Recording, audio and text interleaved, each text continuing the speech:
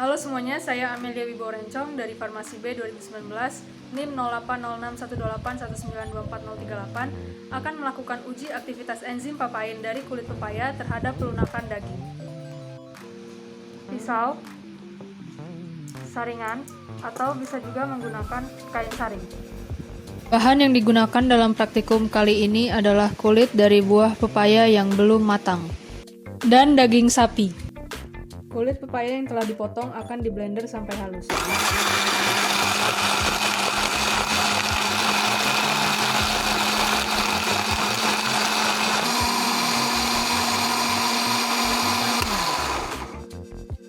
Hasil kulit pepaya yang telah diblender kemudian akan disaring untuk memperoleh filtratnya.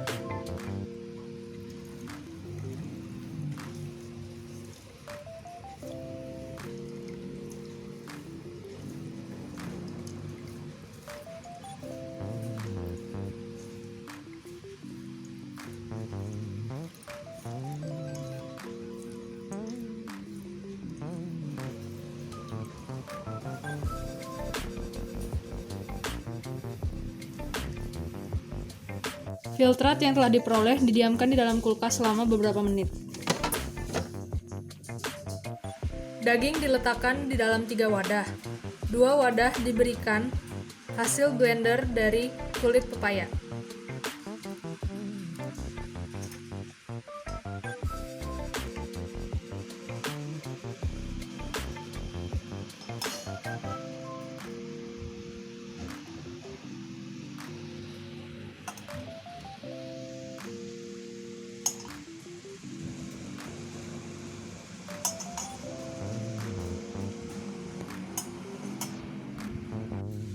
Wadah 1 dan 2 dibiarkan dalam ruangan terbuka dan akan diamati selama 3 jam. Wadah 3 diletakkan di dalam kulkas dan akan diamati selama 3 jam. Berikut ini adalah hasil dari pengamatan 1 jam pertama. Daging yang tidak diberikan filtrat enzim papain tidak mengalami perubahan wujud dan tekstur. Wadah 2, di mana daging diberikan filtrat dari enzim papain, mengalami perubahan menjadi lebih lunak. Sedangkan wadah 3, di mana daging diberikan filtrat dari enzim papain dan diletakkan di dalam lemari pendingin, menjadikan daging lebih sedikit keras. Berikut ini adalah hasil pengamatan pada menit ke-120. Daging yang diletakkan di suhu ruang menjadi lebih empuk sedikit. Dan begitu pula dengan daging yang diletakkan di suhu ruang yang diberikan dengan enzim papain menjadi lebih empuk lagi. Dan daging yang diletakkan di dalam kulkas menjadi sedikit lebih empuk tetapi masih keras. Jadi ini adalah hasil pengamatan di menit ke-180, di mana daging yang tidak diberikan apapun dan hanya dibiarkan di ruangan terbuka memiliki tekstur yang sangat keras. Daging yang diberikan filtrat kulit pepaya menjadi lebih lembut daripada yang sebelumnya, dan ini dibiarkan di ruangan terbuka. Sedangkan daging yang diberikan filtrat pepaya dan diletakkan di dalam kulkas menjadi lebih lembut dari sebelumnya, tetapi masih lebih keras daripada daging yang dibiarkan di ruangan terbuka. Salah satu penyebab dari keempukan daging adalah gangguan dari struktur jaringan ikat intramuskular. Meningkatnya keempukan daging merupakan hasil dari aktivitas enzim proteolitik pada protein myofibrilar.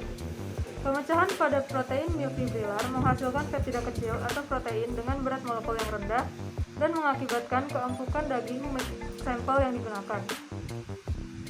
Papain di daging akan aktif pada jaringan ikat, terutama kolagen, tetapi sedikit pada protein serabut otot. Papain bukan hanya mendegradasi kolagen, tetapi juga protein myofibril, sehingga menyebabkan daging menjadi empuk.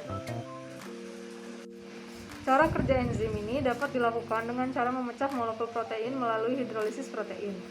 Enzim mula-mula akan merusak mukopolisakarida dan matriks substansi dasar. Lalu secara cepat akan menurun serat-serat tenunan pengikat dalam. Selama proses ini, kolagen dan myofibril akan terhidrolisis, sehingga akan menyebabkan hilangnya ikatan antar serat daging dan pemecahan serat fragmen yang lebih pendek dan meningkatkan keempukan daging. Jadi kesimpulan dari praktikum ini, yaitu suhu memiliki kaitan yang sangat erat dengan energi aplikasi dan kestabilan enzim. Peningkatan suhu menyebabkan peningkatan kecepatan reaksi dan secara bersamaan juga meningkatkan kecepatan dari inaktivasi enzim yang digunakan. Pada suhu ruang menunjukkan bahwa enzim bekerja lebih optimum daripada suhu rendah yang diletakkan di dalam kulkas. Hal ini dikarenakan semakin tinggi suhu, semakin tinggi pula laju reaksi, tetapi suhu yang terlalu tinggi dapat merusak struktur enzim atau denaturasi enzim sehingga menjadikan kerja enzim itu berkurang.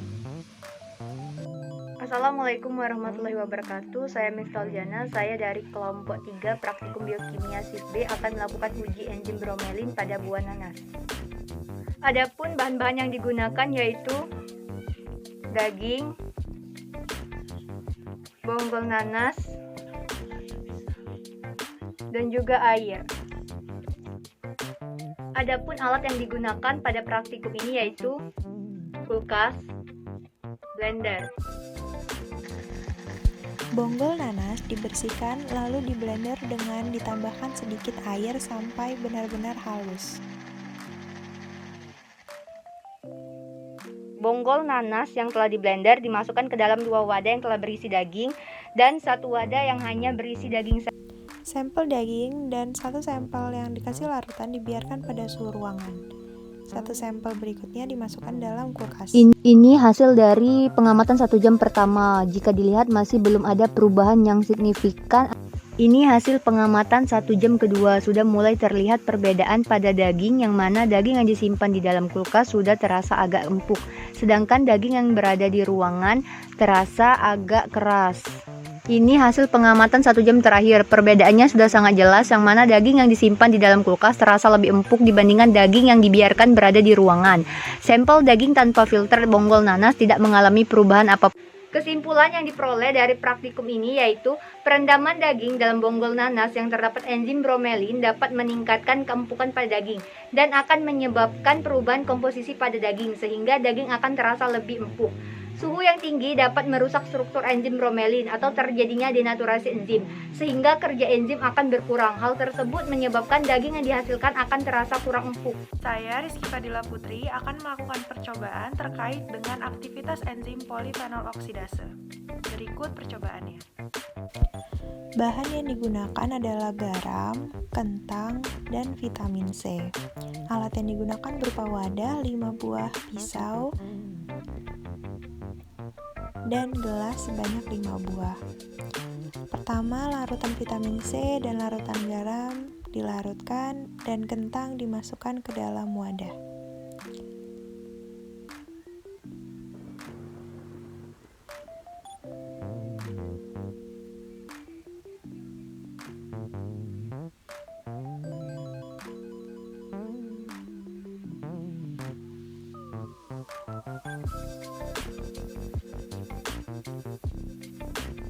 Larutan yang digunakan berupa vitamin C, larutan garam, air biasa, dan air panas. Yang pertama, larutan vitamin C dimasukkan sebanyak 10 ml ke dalam sampel. Yang kedua, larutan garam dimasukkan sebanyak 10 ml ke dalam sampel kedua.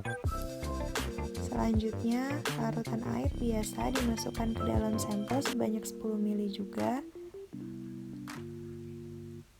Dan larutan air panas sebanyak 10 ml. Untuk sampel terakhir yaitu tidak ditambahkan larutan apapun. Ini adalah sampel yang sudah diberikan larutan. Sampel dibiarkan 1-3 jam. Di jam pertama, perubahan terlihat pada sampel garam, menunjukkan kentang menjadi berwarna coklat sedikit, dan pada sampel air panas, pinggiran kentang menjadi matang.